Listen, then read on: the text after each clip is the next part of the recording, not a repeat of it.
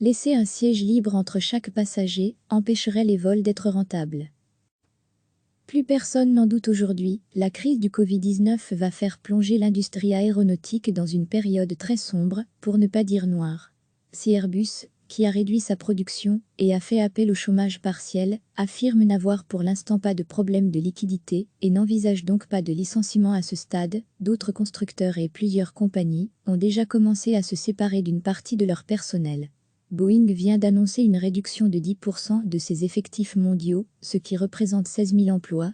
British Airways prévoit de supprimer jusqu'à 12 000 emplois, 5 000 pour ça, 2 000 pour Islander, 1 000 pour Wizz Air et la liste, qui n'est déjà pas exhaustive, ne va sans doute rien faire d'autre que de s'allonger. Pour tenter d'atténuer l'impact et peut-être éviter la catastrophe absolue, certains États ont d'ores et déjà annoncé une aide financière, sous différentes formes. Les États-Unis ont par exemple prévu 25 milliards de dollars pour les compagnies américaines, de 9 à 11 milliards d'euros sont envisagés pour Air France/KLM de la part des gouvernements français et néerlandais, ou encore 1,8 milliard d'euros pour les compagnies suisses et Edelweiss. Le gouvernement autrichien attend un geste de Lufthansa, la maison mère d'Austrian Airlines, pour accepter d'aider la compagnie nationale. Quant aux négociations entre le gouvernement belge et Lufthansa, actionnaire majoritaire de Bruxelles Airlines, elles sont pour l'instant officiellement suspendues. Aujourd'hui, quelques dizaines de vols commerciaux sont encore effectués par les compagnies qui n'ont pas cloué au sol l'ensemble de leur flotte. Ce jeudi par exemple, un seul vol est arrivé à Bruxelles entre 12h rue et 16h rue, opéré par Lufthansa en provenance de Francfort. Et le seul départ prévu de Bruxelles Airport entre 14h rue et 18h rue est le vol retour vers Francfort. Personne ne peut dire aujourd'hui à quel moment la fréquence de ces vols va pouvoir être augmentée. Mais il est de plus en plus question d'imposer des mesures sanitaires, telles que la distanciation sociale à bord des avions. Une idée qui fait déjà réagir les compagnies. En matière de qualité d'air à bord, le secteur de l'aviation est nettement plus avancé que les autres modes de transport, explique l'association Airlines for Europe, précisant que la majorité des avions commerciaux sont équipés de filtres à air à très haute efficacité, EPA, qui fournissent une qualité d'air qui convient pour les salles d'opération des hôpitaux. Selon les constructeurs et les types d'avions, ces filtres permettent de renouveler régulièrement l'air dans la cabine, en moyenne toutes les 3 minutes. Ces filtres ont démontré leur efficacité pendant la crise du SRAS, syndrome respiratoire aigu sévère, en 2003. Airlines for Europe estime par ailleurs que la distanciation sociale à bord des avions n'est pas nécessaire si les mesures de détection nécessaires sont prises au sol. La santé publique devrait être abordée comme la sécurité en aviation, avec un screening des passagers effectué au sol et, idéalement, tout au long du voyage des passagers, en cas de liaison avion/train. Pour éviter toute transmission du virus au cours du voyage, l'association, qui estime indispensable une approche adaptée en fonction du niveau de risque, plaide aussi pour que différentes mesures de détection soient effectuées dans les aéroports avant l'embarquement, le tout aux frais des États. Une distanciation sociale de 2 mètres à bord d'un avion n'est pas réalisable, d'un point de vue physique. Ce n'est ni pratique, ni viable pour les compagnies.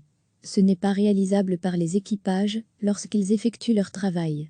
Et l'association tire cette conclusion plutôt limpide, il n'existe pas de modèle viable d'une compagnie pratiquant la distanciation sociale à bord de ses avions.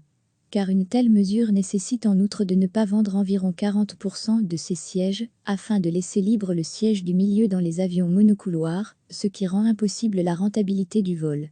C'est aussi le raisonnement avancé par le patron de Ryanair, qui s'est montré parfaitement clair. À moins d'une prise en charge de ces tickets non vendus par les gouvernements concernés, la compagnie ne revolera pas. La semaine dernière, le patron de l'IATA, Association internationale du transport aérien, Alexandre de Juniac, avait quant à lui déclaré que dans cette hypothèse de sièges non vendus pour maintenir la distanciation sociale, le prix du ticket pour les autres sièges devrait augmenter d'au moins 50% pour être certain qu'un bénéfice minimum soit réalisé. Personne ne sait aujourd'hui quand et comment le secteur de l'aviation va se remettre en marche.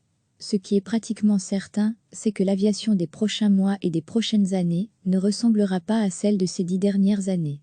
Recevez chaque matin l'essentiel de l'actualité.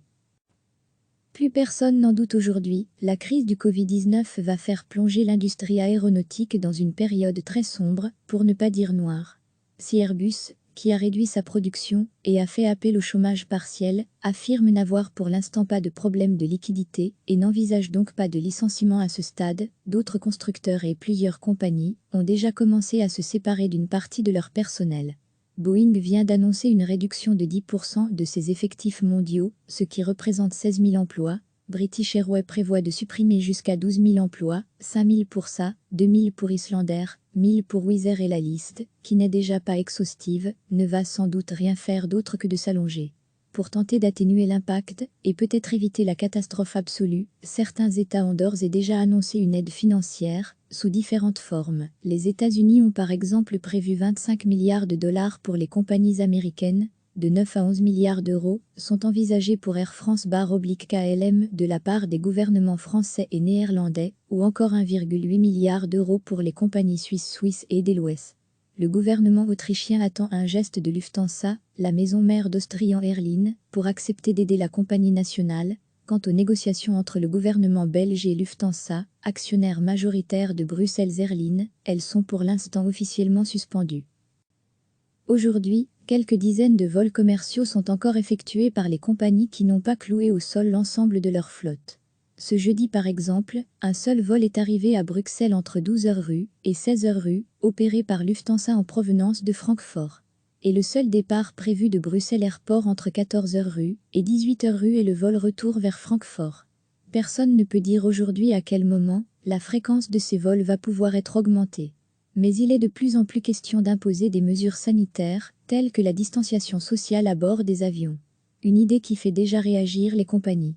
En matière de qualité d'air à bord, le secteur de l'aviation est nettement plus avancé que les autres modes de transport, explique l'association Airlines for Europe, précisant que la majorité des avions commerciaux sont équipés de filtres à air à très haute efficacité, EPA, qui fournissent une qualité d'air qui convient pour les salles d'opération des hôpitaux. Selon les constructeurs et les types d'avions, ces filtres permettent de renouveler régulièrement l'air dans la cabine, en moyenne toutes les 3 minutes. Ces filtres ont démontré leur efficacité pendant la crise du SRAS, syndrome respiratoire aigu sévère, en 2003. Airlines for Europe estime par ailleurs que la distanciation sociale à bord des avions n'est pas nécessaire si les mesures de détection nécessaires sont prises au sol.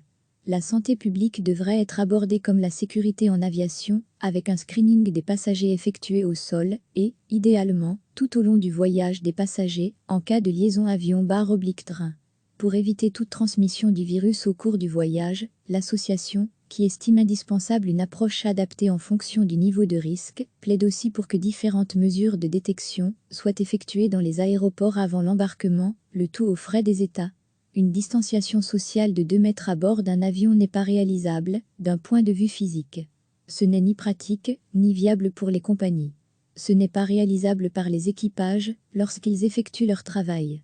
Et l'association tire cette conclusion plutôt limpide, il n'existe pas de modèle viable d'une compagnie pratiquant la distanciation sociale à bord de ses avions. Car une telle mesure nécessite en outre de ne pas vendre environ 40% de ses sièges, afin de laisser libre le siège du milieu dans les avions monocouloirs, ce qui rend impossible la rentabilité du vol. C'est aussi le raisonnement avancé par le patron de Ryanair, qui s'est montré parfaitement clair. À moins d'une prise en charge de ces tickets non vendus par les gouvernements concernés, la compagnie ne revolera pas. La semaine dernière, le patron de l'IATA, Association internationale du transport aérien, Alexandre de Juniac, avait quant à lui déclaré que dans cette hypothèse de sièges non vendus pour maintenir la distanciation sociale, le prix du ticket pour les autres sièges devrait augmenter d'au moins 50% pour être certain qu'un bénéfice minimum soit réalisé. Personne ne sait aujourd'hui quand et comment le secteur de l'aviation va se remettre en marche. Ce qui est pratiquement certain, c'est que l'aviation des prochains mois et des prochaines années ne ressemblera pas à celle de ces 10 dernières années. Cliquez sur s'abonner pour recevoir les dernières nouvelles.